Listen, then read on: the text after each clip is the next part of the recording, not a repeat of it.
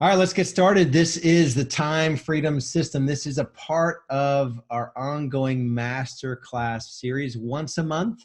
It is my intention to get a training out there that will significantly impact your business, your world, especially if you're building a business and you want to let go of the days of just being a real estate agent.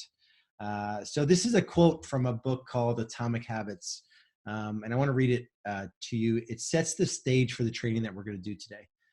Becoming the type of person you want to become, someone who lives by a stronger standard, someone who believes in themselves, someone who can be counted on by the people that matter to them, is about the daily process you follow and not the ultimate product you achieve. That is a book worth getting, Atomic Habits by James Clear. And it really kind of grounds the conversation that we're going to have today about time and how to make decisions on what to do with your time to maximize the amount of income you're able to make and minimize the amount of stress that you endure. Our agenda today is pretty simple. I'm going to have you at probably close to 60 minutes. I don't think I'll go 75 minutes, but I'm hedging my bets there a little bit. I will ask that you're just present and that you be here.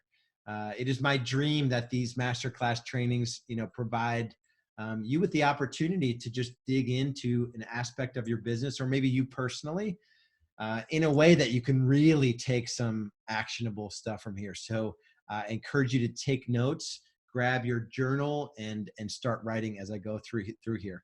I'm going to cover kind of three main areas. I'm going to cover something that I've been working on that's called the Business Freedom Index. And I'm going to also talk about the fact that the struggle with time is real. And then I want to talk about, how to kind of put it all together and really what are the actionable things you can do to take control of your time and increase the amount of money you make in less hours. That's the goal here. So the question I have for you, and this is a question that I've asked myself over and over and over, year after year after year, I'm constantly asking myself this question: am I making consistent progress toward meaningful goals in the areas of life and business that really matter? So when it comes down to time and money, and this concept of a time freedom system, what does that even mean? I know you're sort of curious. The time freedom system. I believe that there's a way to structure your calendar to give you the freedom to do what you want when you want and have the income to support it and for you to bring your stress level way, way down. If you've been around me and anything I've covered for any length of time, I geek out on time, money, and stress. And if I'm having a conversation with someone about their business, I'm getting into their time. I want to talk about their calendar. I want to talk about the amount of money they're making and the stress they're enduring. I had a conversation with someone today who, by the outside, you would think this person has got it all together. They've got 5 locations. So it's an expansion agent, 5 locations. They did 305 transactions. And this person's actually a coach, a business coach, maybe a productivity coach. They're a coach. And nobody knows that this person's super stressed. They're not spending time with their family. They only took home $300,000 on 305 transactions, and they're in 5 physical locations. So the amount of stress they're enduring with all of those lives that they're worried about, it is not worth it. It's not worth it. So I really want to dig in here. For me, I'm not going to tell the whole sort of long drawn out story of why I got into real estate or why it wasn't working. I did get in the same year we had our first child, and thinking to myself that this really has to work. I left a cozy corporate job where I was making about $200,000 working 2,000 hours a year. So do the math on that. I was making about $100 an hour. That number will come into play here in a little while. The truth about it was that it wasn't working. This is Anders, our first child, same kid as here, a little bit bigger. And I was glued to my phone. I was working 7 days a week. It sucked. Our first family vacation, another data point as to why it wasn't working. I don't know why Julie, my wife, took pictures of all of these things. I had to work a deal while I was on our first family vacation. This is in 2009. I think Julie was pregnant with Kendal, our second child at the time. and deal fell apart, never got paid on it. And I really hurt my wife in the process and took time away from our family. I had an example of how not to do it. My dad owned a business for 33 years. He was the E-Myth. If you've ever read the book E-Myth, he was the entrepreneurial myth. He owned a business, but he really just owned the place that he worked. He was the first one in, last one out, cleaned the floors, took out the trash, did haircuts, hair colors, washed hair, ordered supplies. On the one hand, it's admirable that you're willing to do all those things. On the other hand, I helped him with his taxes probably the last 10 years of owning that business. And he wasn't even making 5 figures of net income. And so working, 50 to 60 hours a week, stressed all the time, had people that he was trying to support, and never really turned the thing into a business. On top of that, he had an addiction to alcohol. So he drank actively for the first 15 years of my life. So he wasn't a great dad. My parents got divorced when I was 4. And so he was really a model of how I didn't want to show up as a business person, as a father, and as a husband. And for me, I was going to make a run at this. This is our daughter, Kendal. She was born in 2010. And I can't say that any part of it was perfect, because it wasn't perfect. The thing is that it was really intentional. And this training that I'm going to go through, what I'm calling the time freedom system, was probably the most important part of my success. I really look at it, the most important part of my success. Real Estate B School was born out of the simple fact that the journey was really hard for me. The year we did 248 transactions as a team, I had a single closing. So it was my goal to get out of working with buyers and sellers. It's not everyone's goal, but it was my goal. That next year is when Real Estate B School was born, and it was out of that fact that it was really hard. There was not a straight path for me. When I did it, I just failed fast a lot, and I failed forward a lot. It's funny. A quick story on the first client of Real Estate B School ever, Stacy Peterson. She reached out to me in 2013, the like close to when I was launching Real Estate B School, and asked for help. She was working with buyers and sellers. She had a small team. She was working 60 to 70 hours a week. She was doing everything in her team. Within 6 months of working together, Stacy was able to step out of production and just manage the operations side of the business. They did 226 transactions. It was just her and one administrator. So extremely profitable and systems driven, and went on to almost sell 300 homes, sold her business, joined Real Estate B School. She's really runs the entire company at this point. I get to do webinars. I get to do a podcast, and Peterson does everything else in our business. She got a 7-figure valuation on a real estate team in a market where a brokerage or a team had never traded before. So a really awesome success story for Real Estate B School. So why does this training specifically matter? So when I talk about time and freedom and having a system around that, why does it matter? So the cool thing about business is that time is finite. We all have the same amount of time. I think that is the coolest thing ever. I think the fact that we're able to look at a calendar and make decisions, see where we've spent our time, but also make decisions about where to spend our time in the future. I think the fact that I can look at someone's profit and loss statement, I can look at their bank accounts, I can see what their net worth is, I can see, what they've done for themselves financially. And then I can ask them questions about, if they're stressed or not. That time, money, stress, equation that I was talking about.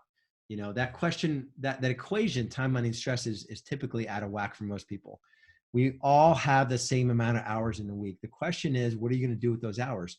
I know we are living in extraordinary times, especially in real estate. There's this, fallacy that it can be a lifestyle job, that we can come and go as we please. And if you're a busy, successful real estate agent, that is just not the case. You are working 7 days a week, whether you like it or not, if you're selling a lot of property. And on top of being a real estate agent, if you're starting a team, you have those lives to worry about. You likely have overhead that you have to worry about, things you're spending money on. And then you still have to be a great spouse, and you still have to be a great parent. You still have to take care of your physical body or your spiritual journey, right? So it's extraordinary times, and I honor the struggle. I have been there. If you're in the midst of it now, I feel your pain. I know exactly where you're at. I think it's beyond frustration, honestly. I think you can get to a point where you fall completely out of love with your real estate business.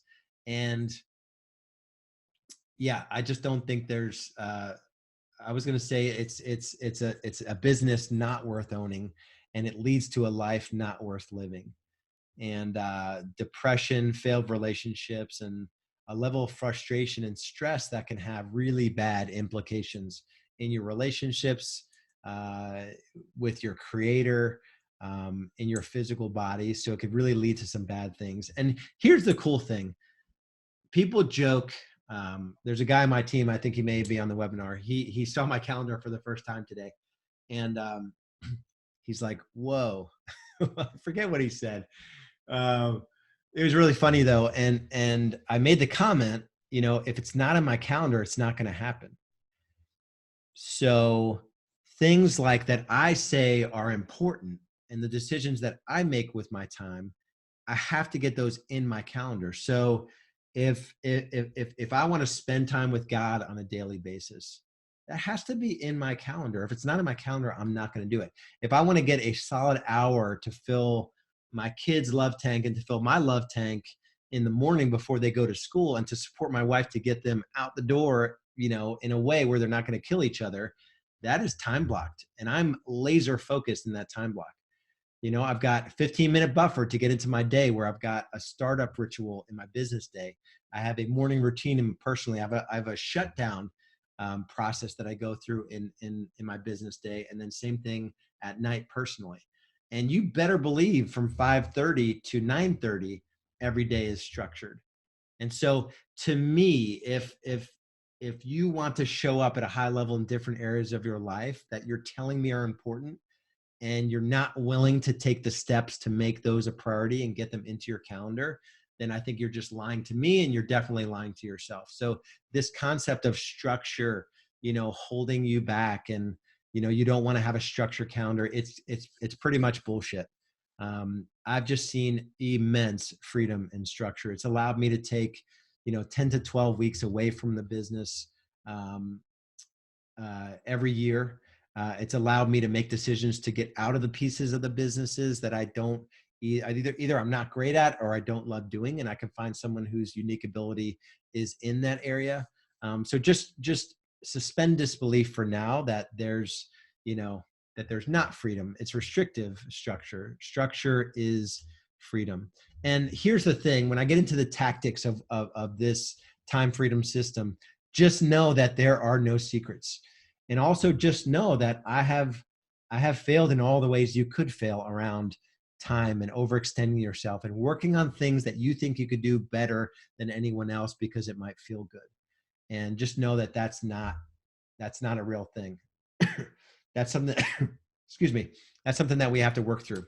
And I say that because I don't want you to dismiss a teaching that I'm going to go through that that might really help you. So here's what you should know. So this is the teaching part of it. And then we're going to actually do this work. I'm going to actually challenge you to go through your calendar and to put together a perfect week that we can stick to. The first point here, and really what you should know, is that you have to commit to the journey. Real Estate B School, we exist for a singular purpose. It's to help real estate agents become business owners. And there's all these things you need to do along the way. The mission is to help you grow your real estate business through the use of sustainable systems and empower people so you can make more money, enjoy more time off, and experience less stress in your life. That is the reason we exist.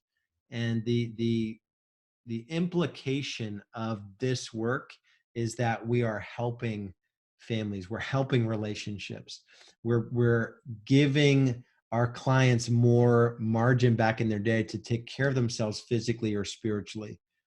right? There's other areas of your life that matter more than freaking selling homes. And so that's why this mission is just so beyond passionate about it. I want to go through a tool that we use internally that will help you sort of identify where you are in your business growth journey. We call this the Business Growth Navigator.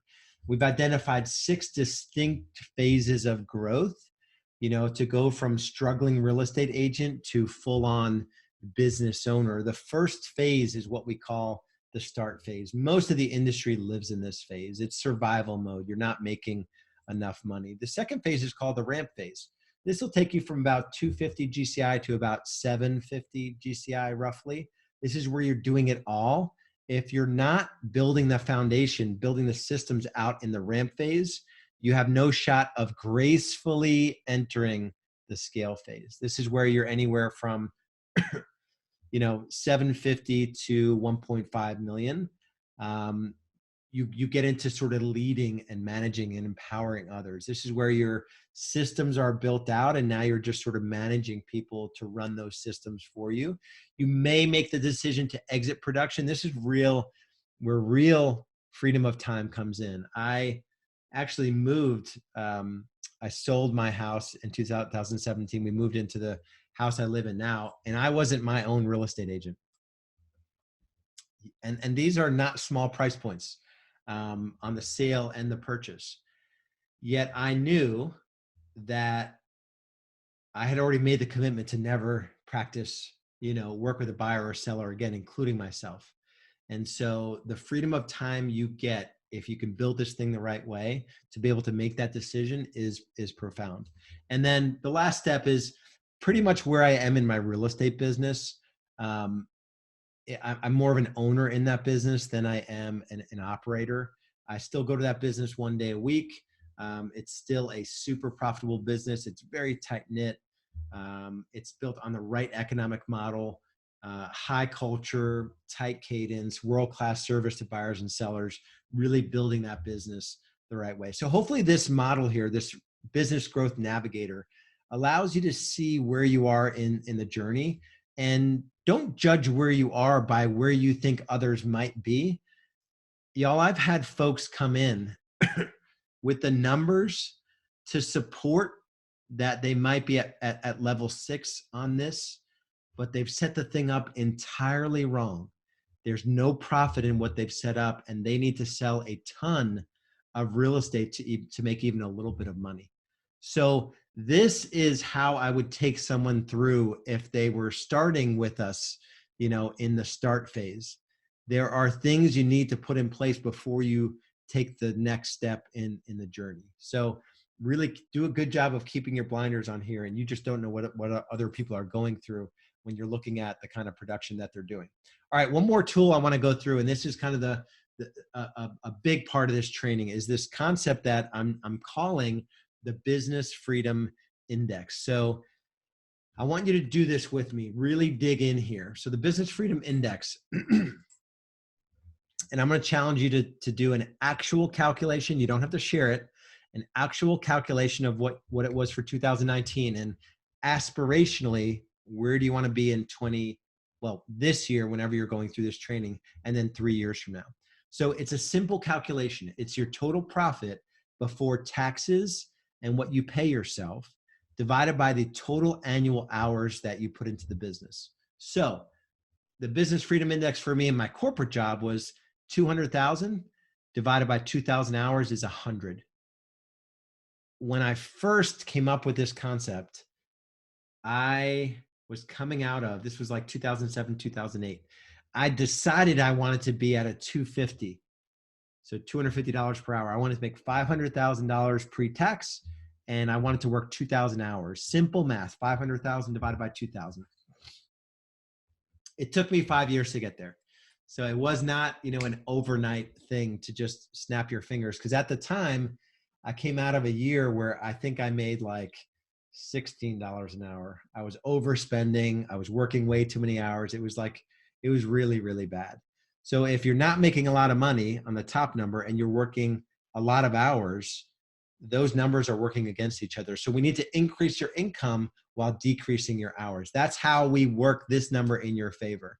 And so let me talk about the Business Freedom Index in action. So if you remember those 6 phases of growth: start, ramp, scale, lead, exit, own. This is not perfect. Generally, it follows this level of trajectory. Where at the start phase, you're overworked and underpaid. This was me in 2007. I sold 27 homes.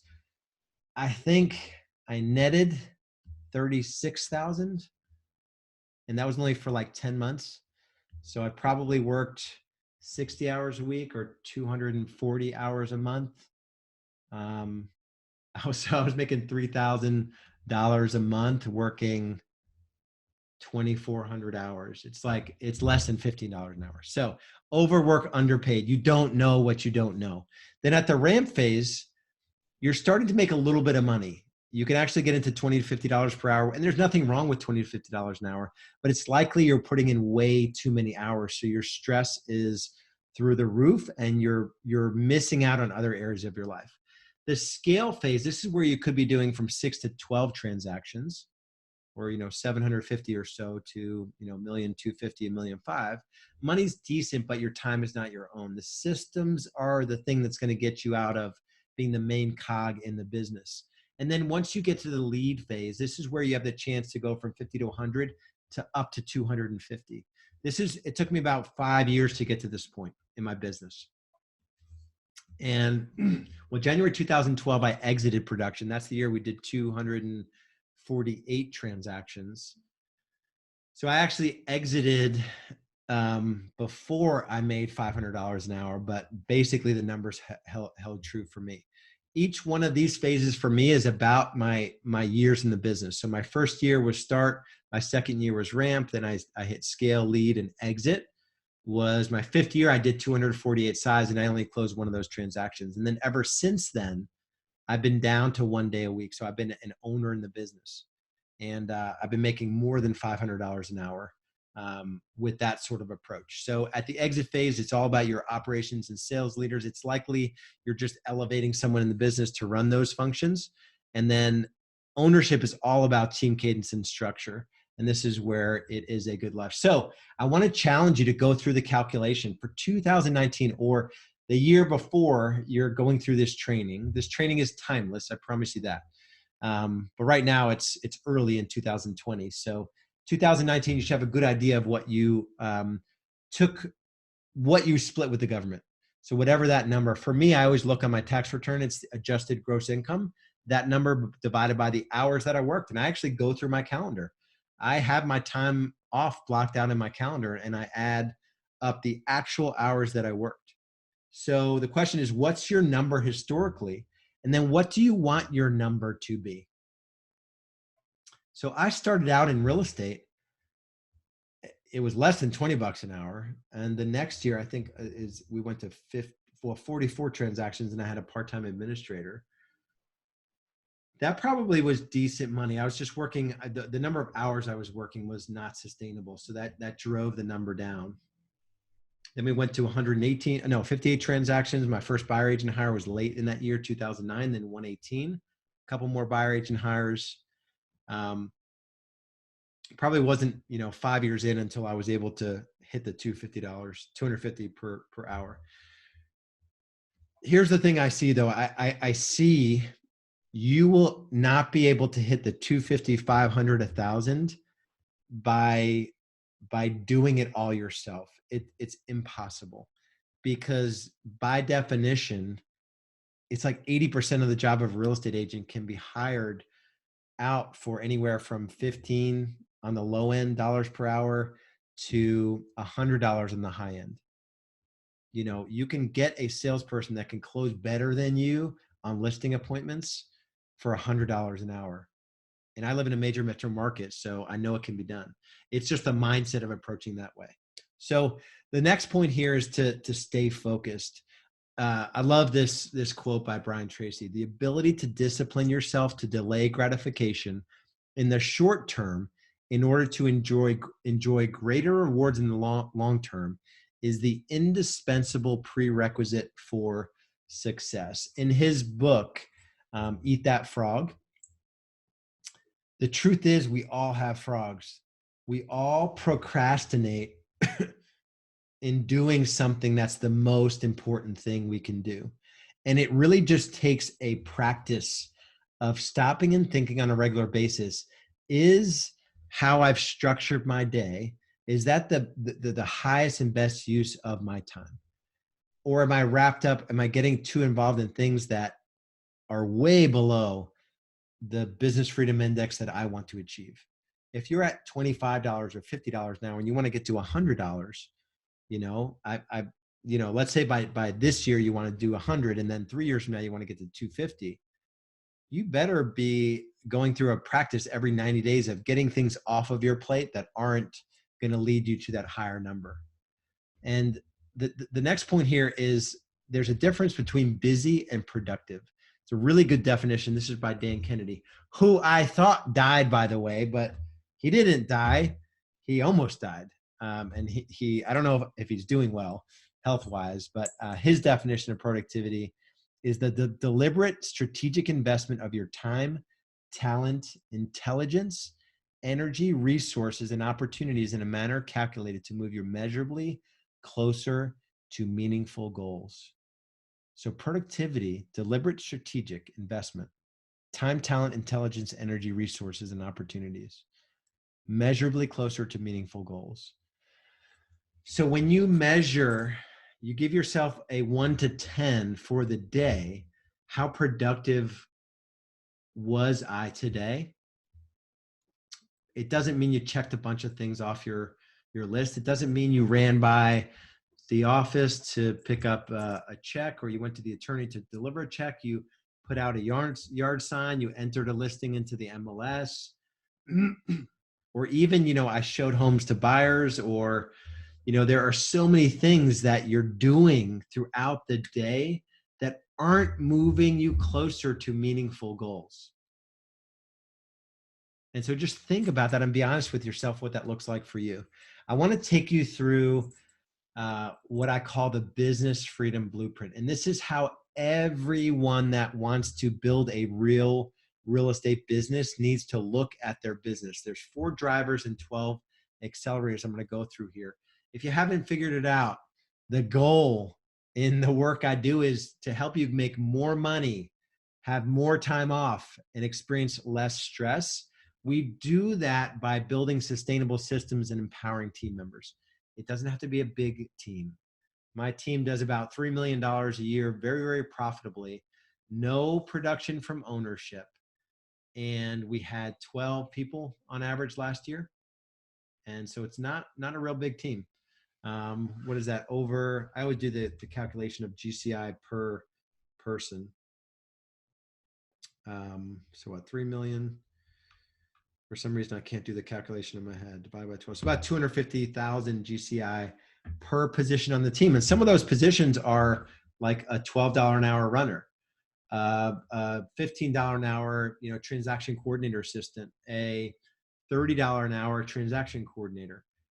So these aren't folks that are making anywhere close to $250 an hour. We've just divided up the job of real estate agent into specialties and tightened up the systems and processes of all of that. And this is the framework you'll use to do it. So 4 drivers, sorry, I've got a little tickle in my throat. 4 drivers that must be mastered and focused on so that you can build an actual business and not just own the place that you go to work. The first is to be able to attract high quality buyer and seller prospects into your world. Notice it's attract. It doesn't say pay Zillow or pay realtor.com or, go to a referral lead source, an instant offer referral lead source.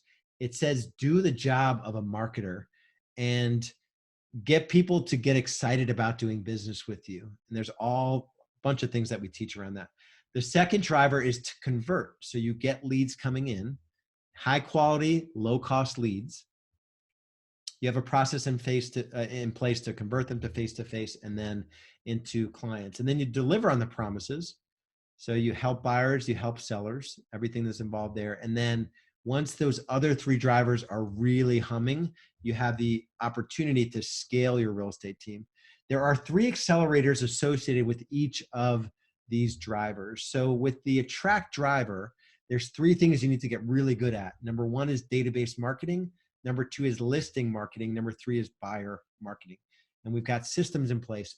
Again, this is not about buying pay-per-click leads. We don't spend any money on pay-per-click. We don't buy any Zillow leads or any realtor.com leads. So you can imagine, I think we're at 6% or so spend against GCI that we're spending on marketing, on the whole attract driver. Database marketing is so many cool things we can do with social proof, social media there that costs nothing. So with Convert, it's about lead management, appointment setting, and the consultation process. Imagine a world where you had to convert buyer and seller prospects into face-to-face consultations and get them to become loyal clients where you couldn't do any of it. You may still be at the point where you have to do some of it, but you have to think about the Convert driver in a way where you're going to eventually not be a part of it. And that's just a healthy way to look at business, even if you plan to forever, be a lead converter on your team and sit down and do consultations with buyers and sellers. You still need to build it out in a way where the systems are pretty tight. And then when it comes to deliver, it's about buyer and seller client servicing, transaction coordination, which is contract to close, and then the critical technology tools that you'll need to be able to build an actual business. And then scale, it's all about, beginning with the end in mind by creating your future, knowing your leading and lagging indicators, knowing your numbers, becoming the CFO of your business, and then grow your team. How do you identify, attract true talent and onboard them onto your team so they can be successful? What's the culture and the cadence of your team where you encourage, this culture of productivity? And that's really what Real Estate B-School focuses on. It's the 4 drivers. And beyond these accelerators, so these 12 accelerators that you see here, there are, I think that we're up to like 48 tools and systems that you'll need to install in your business to do all of these, to really do an accelerator and a driver justice. There's a bunch of things you need to build out in your business. One of our members, Dave Friedman, who sent me a Vox message before our last intensive, he said, the first intensive, which our intensives are twice a year, and they're a 2-day event where we get together and we work on ourselves and our businesses. It was his second year in the business and he was doing okay. He was a solo agent. His takeaway from that first intensive in August 2014 was to hire a buyer agent. He did 3.5 million in 2019. So 5 years later, he's been out of production for over 3 years. And when I think about time freedom system, he just spent 2 weeks fishing in in the Galapagos or something, just some insane trip. And he was real time sending me pictures. Before Real Estate B-School, he didn't take any vacation for 3 years in a row. And his marriage was strained. Haley was not really loving the amount of hours he was putting into his real estate business. And she was taking a second seat to the business.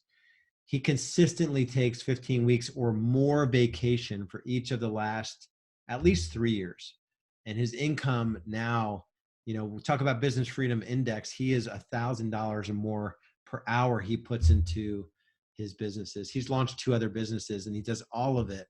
He manages like 3 businesses now in less than 40 hours a week. So just an awesome case study. So question is, how do you get there? I love this quote, same book.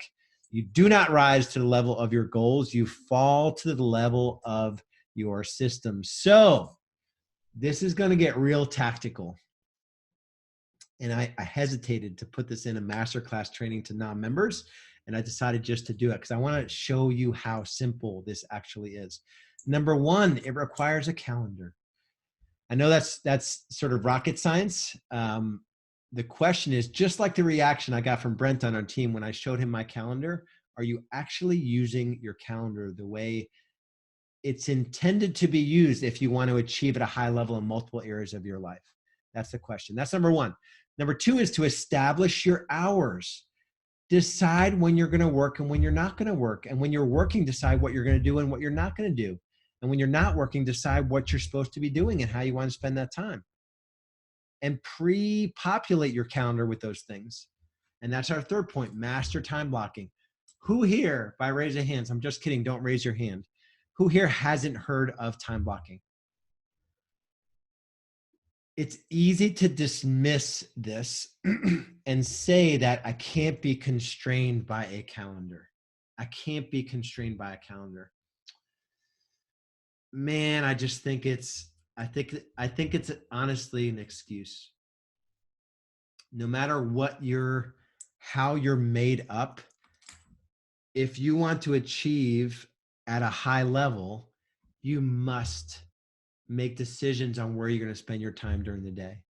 And the things that want to get into your calendar, but they're not that important, don't matter. I plan my day out in half-hour increments before the day starts. I have 3 top priorities for the day. I've decided ahead of time the 3 things I have to get done this week. And so I'm like really intentional around my time blocks because I do want to be an amazing husband. I do want to be a great dad. I do want to make time to have a relationship with God. I do want to take care of my physical body. I do want to have some community outside of business and my family, friendships. And I do want to kick ass in multiple businesses. And if I'm not intentional about my time, there's no way I can get there. And so it's all about planning your work and working your plan and focusing on dollar productive activities. Determine the things that are dollar productive and focus more of your time on those things and less of your time on the things that aren't dollar productive. Taking out 90 minutes in the middle of your day to run a sign, pick up a check, drop off your dry cleaning, and go to the supermarket, there is nothing dollar productive about that. And again, that's okay if you don't want to achieve at a high level and you don't want to build a 7-figure income, right? It's okay to play that game if you don't want, and there's nothing wrong with it. I'm not here to convince you to want to play life and business big. If you do, then you must focus on dollar productive activities. And we use activity chunking. We use a system called Dominate Your Day to maximize your productivity. Again, it's just going into the day, into your week with intention about where to spend your time and to really be intentional with those different time blocks. And then there's a really good video. If you go to YouTube, it's 1% Better Every Day, James Clear. I think it's, yeah, you should find it. I think it's 24 or 25 minutes. It's worth watching. And then number 5 is the Eisenhower Matrix. There is a way to prioritize the onslaught of tasks that are coming at you. There's a good quote. Dwight Eisenhower is the 34th president of the US. He says, what is important is seldom urgent, and what is urgent is seldom important. So if you look at this grid that came out as a result of that quote, this will help you make decisions about how to react to something that comes into your world. So if something is urgent and it's really important, you do it now, right? It doesn't matter if you planned to do it or if it messes up your time blocks. Hopefully you'll get into a habit of not having those things be urgent, but they're important, but not urgent. If they're not urgent and important, those should be scheduled into your calendar. So working out is not urgent, really, really important. Doing meal prep for the week is not urgent. You could easily miss meal prep, but how important is it for you to eat the right foods throughout the week? So let's go on to urgent, not important. These are the things that are like, there's a fire, but it's not important. Like, what's a good example? I don't know. Something that you can hire a runner to do. In every market, there's people that will run errands for you personally and professionally for like 10 to 12 bucks an hour. Think of all the things that you're focusing on that you could delegate that are seemingly urgent. Like I just had a closing and now I've got to go pick up the signs because it'll piss off the buyer of the home because there's my signs are there, that you shouldn't be doing. It's urgent, but it's just not important. So those things are delegate activities, the things you could delegate, and ask yourself the question, who can do it for you? And then this is going to be the sting part of this. The not urgent, not important. Think of some things that are not urgent and not important. I'm not going to make you type them in because it'll make me seem holier than thou. And I have done plenty of these things. I would say watching any news whatsoever, doing 99% of social media, anything you watch on Netflix, gossip. You can make a list of the things you spend time on that just don't need to be done ever at all. I would argue for some guys, it's easy to make the argument. Like, let's say you're a husband and a dad, and you're spending all day Saturday watching football, or, you're watching 2 football games on Sunday. It's not urgent and it's not important. The comfort may feel good, right? So I'm not going to say you can't watch football. I'm just saying, if you want to be a great dad, a great husband, a great business person, carve out time for your faith and take care of your physical body. Those are, and have your financial life in order. There are some things you have to delete from your world. There just are. And so be honest with yourself about what those things are and how that will look like. And then schedule into your calendar every week. There's a planning session once a week. So you're looking at the next week. I call these clarity breaks. Basically, you're you're seeing how you did last week and you're planning the next week. And you're asking yourself the question, what's working and what's not working in the areas of my life that I say matters. So what's working and what's not working in my finance? What's working and not working in my spiritual journey? What's working and not working in my physical body? What's working and not working in my business? What's working and not working in my role as a dad and my role as a husband? And then what can I do next week to move the needle on some of those?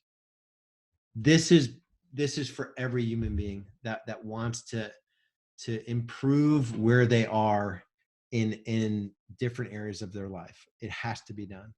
I love this quote by Thomas Jefferson. He says, if you want something you've never had, you must be willing to do something you've never done. And for most people, this is it. I don't know if I'm going to have time. Let me see if I can find. Let me stop share a second here. I want to see if I can find a calendar that I built out.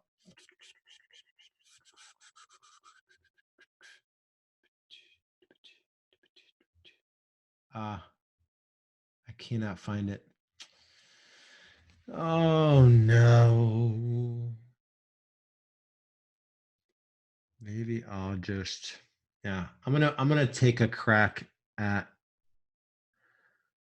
man, where did I do it? I did this for our members, and I want to show y'all the perfect week I would put together. But for some reason I can't find it on my calendar.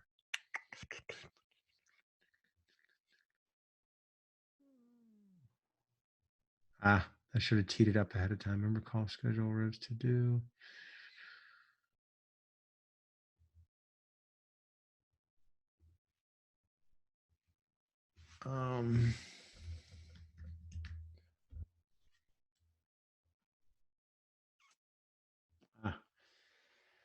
All right, I'm just going to do it. I'm going to do it in real time. So let me share my screen and we're just going to see how this goes.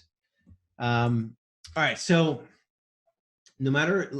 you're a real estate agent, wanting to be a business owner. You're running a team. You don't have the leverage. Your time isn't your own. That's who I'm building this for. I will show you my calendar so you can have the same reaction that Brent did. Let me go out in a week where I'm here for the whole week, and you can kind of see what's embedded in my calendar automatically. It's going to be a little bit different if you're in new business development. So I'm going to build an ideal week for you. But you can see every morning, 7 days a week, Bible study. My intention is to get up at 5:45, and I've got an hour where I'm alone. Then I'm with the family for an hour. Got a little bit of buffer time. You can see the content creation I need to do. Weekly team. My Tuesdays are pretty set. Thursdays is all content creation, and Fridays are off. Breakfast with kids on Saturday mornings. I do a men's Bible study on Sunday. We go to church as a family on Saturday nights. Weekly planning session on Sunday nights. Family time is in the calendar. The yellow are the workouts, lifetime workouts, the classes that are at Lifetime. Every Wednesday, there's a weekly specialist training. So, y'all, this is, look, I'm in June. Well, June, I'm taking a sabbatical. So last week of May, it's pre-baked. I don't need to like figure out what I'm going to be doing. And so I want you to get into this part of the training with that intention. Like I want to build out something that I can stick to. Let me think of, I forget how I did it last time. I think I probably went, where did I go here? Settings. Here? I think it was here.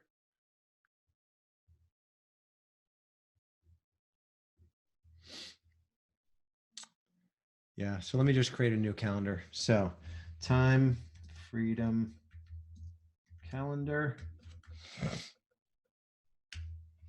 All right, create calendar.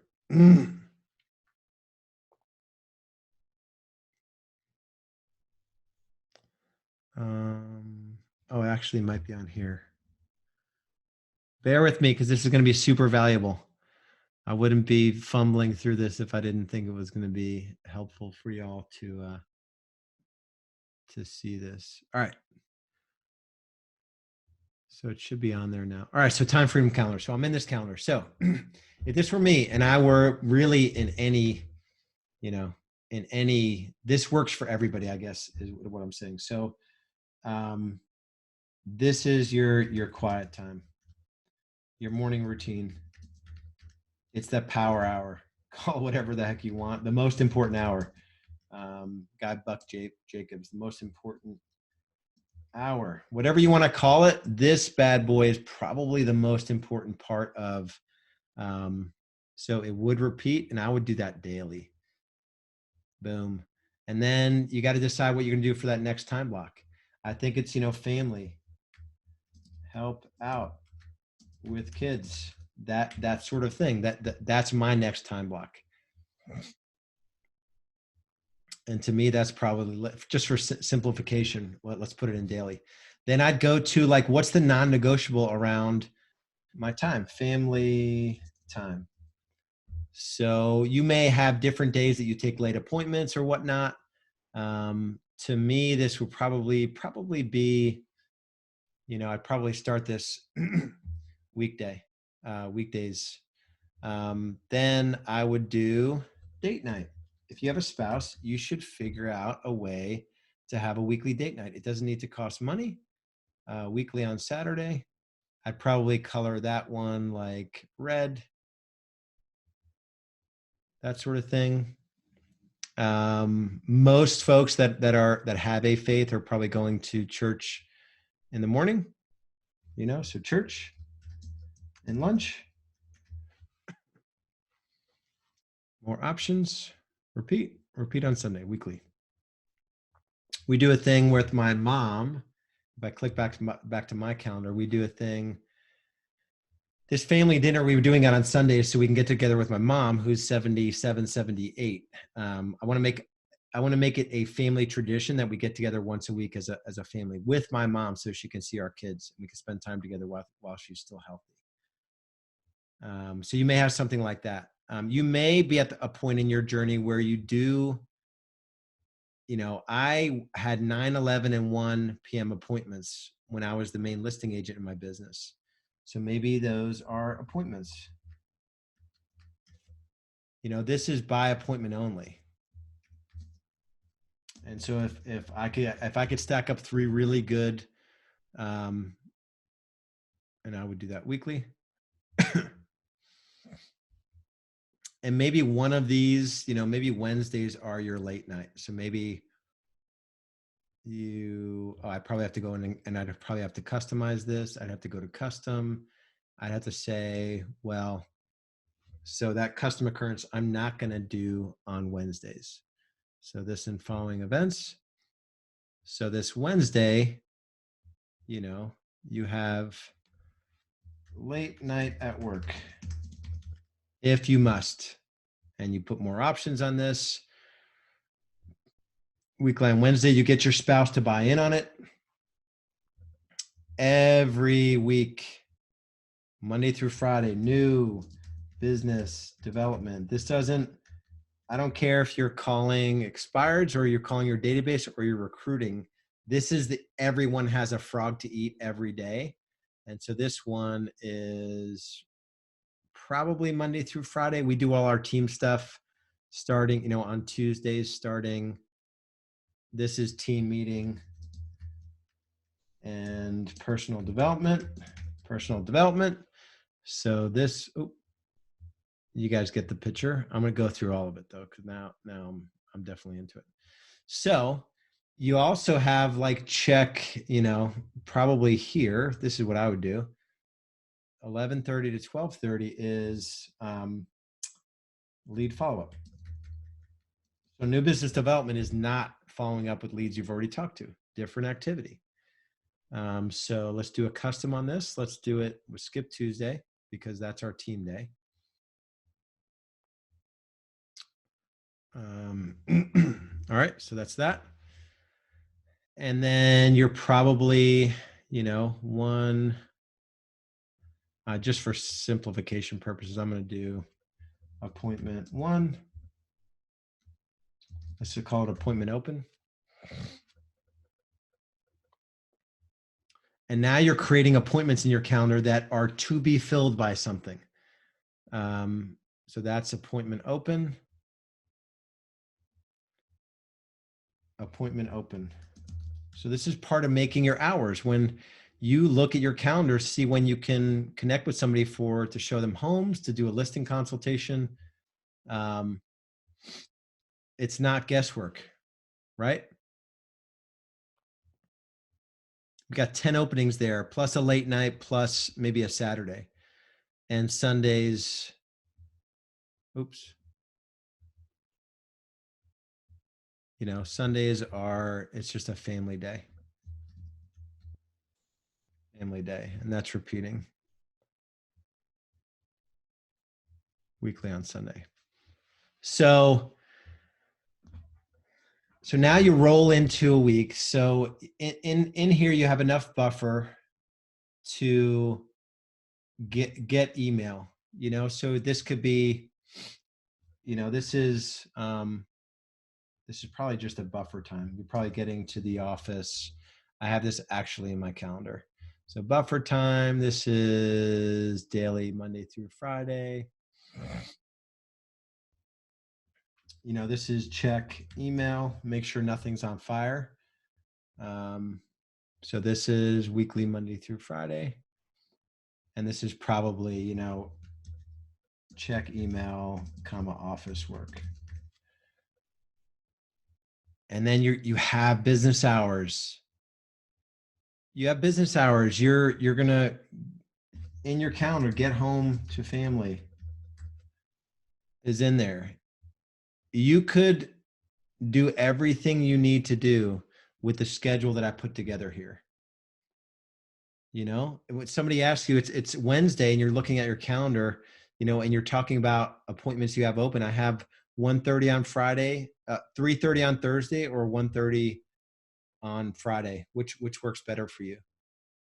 You know, obviously there are clients who will want to look at homes, buyers specifically, in times where you don't want to work. And that's why leverage through a showing agent is critically important. So anyway, hopefully that's helpful. That's as complicated as this is. And this is what I've done over the last 12 years to get to the point where I've got a shot at $1,000 an hour. It's not because I'm any smarter than anybody. I've just made different decisions with my time and what to hire folks to do that they can do better than me anyway. And if I can build a system around doing it, then they get to do what they love to do, get paid really well doing it? How can this calendar work with Calendly?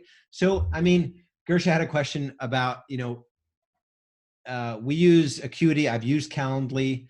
I guess if you're letting your clients book into your calendar, or you're letting your agents, book into your calendar. I'm trying to think as a real estate agent why you would want someone to have access to your calendar.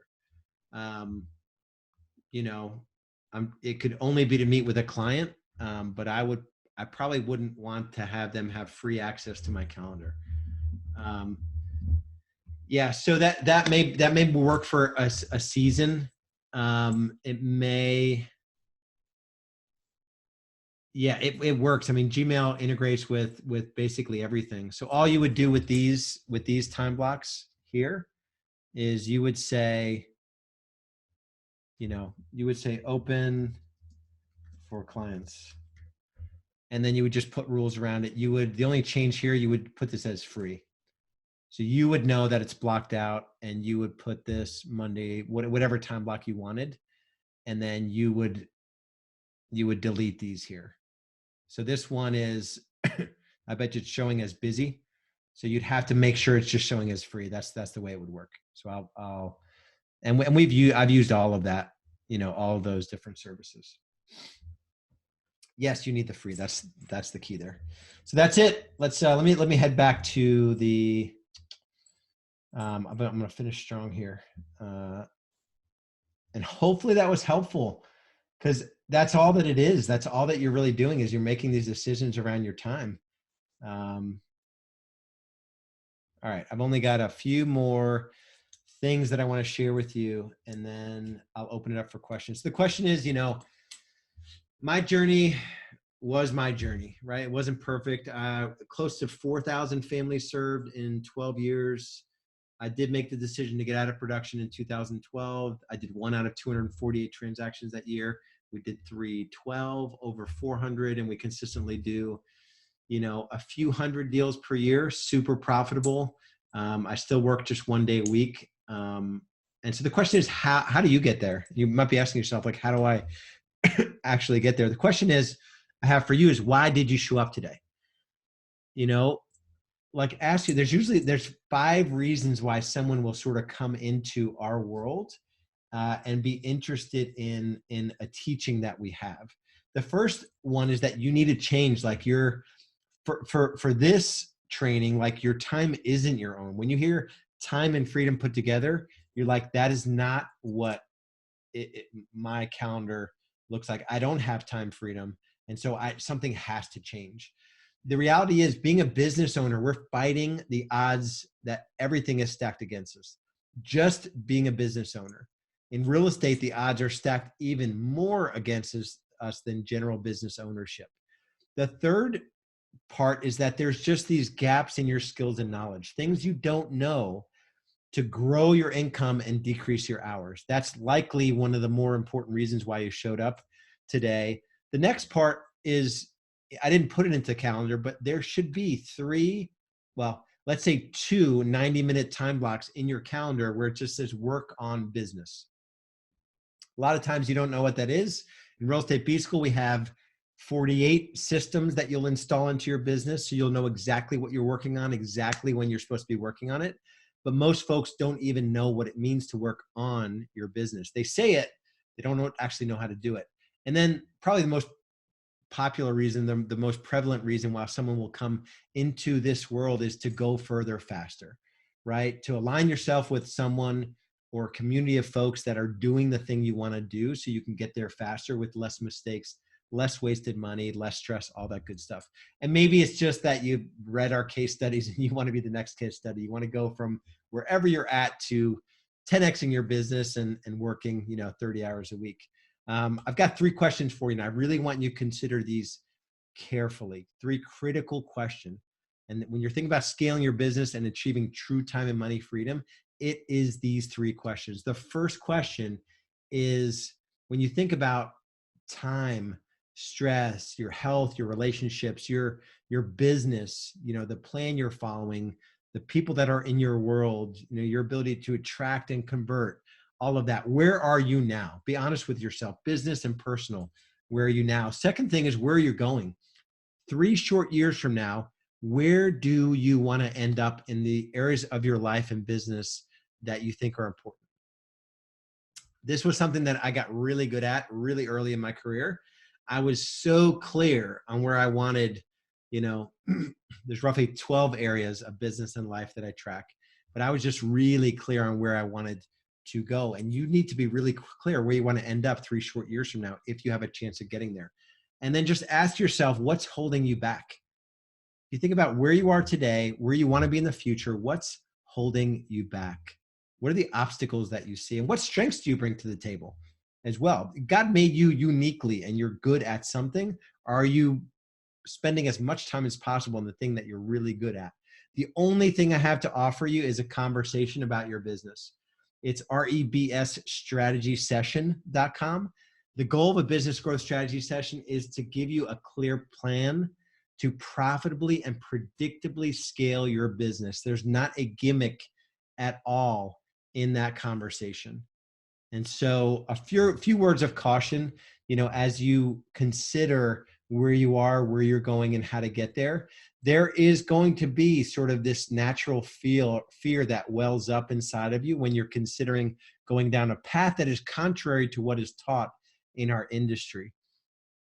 Your mindset really matters when you think about delinking time and money, where everything in our industry tells you that the only way to make more money is by doing more transactions. To do more transactions, you need to be with buyers and sellers more often, which means more hours, more drama, more stress. Your mindset matters in terms of being able to build a legitimate business that provides buyer and seller services, not be the agent that does all of it. And then just to realize that change is hard. It's going to be hard either way. If you stay in the path you're on, and you kind of just keep grinding it out, that's really, really hard. It's going to be hard to get into a world where you're building systems or installing systems, doing the work to become a better manager, leader, systems builder. That's hard work. I've got a great story about a guy that was actually on my real estate team. Got his license to join my real estate team. I met him through a friend. He left to do his own thing, and I fully supported him. When I launched Real Estate B School, I'm like, let me show you how to do it. He wanted to build a business versus be an agent. He resisted for a couple of years. I finally got him to commit to Real Estate B School. And he did $2.7 million of GCI last year. He's been out of production for 18 months. He took 8 weeks, 60 days off when Charlotte, their first child, was born. And he runs an awesome business exactly on point with the economic model that we teach. And he probably works over 40 hours, less than 50 hours a week, pretty consistently. He went from 4 paid lead sources to 1 paid lead source when I first challenged him. He went from 65 to 105. We added back a second paid lead source. He went to 175. We went deeper on those 2 lead sources. We went to 225. And then last year he did 275 or so. And so it doesn't mean you need to complicate your business to be able to build an amazing business. And so again, all I've got to offer you is a conversation about your business. Go to rebsstrategysession.com. There's a short application that you'll fill out, just a few questions about the business to see how we can help you best. And then I have a little bit of time for questions. If you have any questions, feel free to send them into Q&A. So let me see. Got one question here. So I get asked. So the question is about, as you're making this transition from production to like bringing people into your world. So how'd you manage those times where you were still a real estate agent, but you were bringing people into your world? So you have to be a manager and a leader and a vision caster and a CFO and all of that. You know what's coming. If you're interested in growing your business, you know what's coming. And so you prepare for it. You make sure the systems are built before you get. A good example is if you're going to build a business, if you're going to bring agents into your world, you better make sure that your agent onboard system is built before you let someone into your world. I can't tell you how many team leaders, or even making your first few hires, you bring an agent into your world and your training system isn't even built out yet. In Real Estate B School, you can literally swipe what we built. It's 90% built for you. You just install it. But that's a good example of not being prepared for that next phase of growth. Question is, I just moved to my area when I got my license. What would you tell someone that has no SOI or database tap into, that hates cold calling and door knocking? So I would really figure out what, I never cold called, I never door knocked. I didn't work my database, my SOI, until a good 2.5 years into the business. Expired and FSBOs, we've got an amazing system around expired and FSBOs where this year my real estate team will do, in the first quarter, I think we're going to close like 250,000 GCI just on expired and FSBOs. Combination of direct mail, a little technology bit that we use, and calling. And any agent can do that. FSBOs are less cold calling than expireds. I didn't cold call expireds when I got into the business, but I did a really good job direct mailing them. And this little bit of technology that we use and the scripts that we use in that bit of technology are working really, really well. I mean, you can get to 250 on, expired and FSBOs without having to call them. They reach out to you and you call them back. So you do have to get on the phone with somebody. Open houses are probably an easy way to get busy. We've got a phenomenal open house system. You can have 20 to 50 conversations with a single open house with little capital outlay. That's one of our lead gen levers for agents on our team that they can use. I wouldn't advise buying any leads or anything like that. I think all those lead sources have become impossible almost to generate a decent return on. So that's all I've got there. My friends, that is that's about all the time we have today. So if you're at the point in your journey where, it's not making sense and you can't justify the amount of time you're working for the money that you're making with the stress that you're enduring, just go to rebsstrategysession.com, fill out the short application, and let's get on the phone and have a conversation about your business. If you want more information about Real Estate B School, just go to the website. It's realestatebschool.com. The B, if you haven't figured it out, is business. So this is straight up business school for agents that want to become owners. And that's as simple as I can put it. So go to realestatebschool.com, or if you know that you need our help, go to rebsstrategysession.com. We'll see you there. Be good.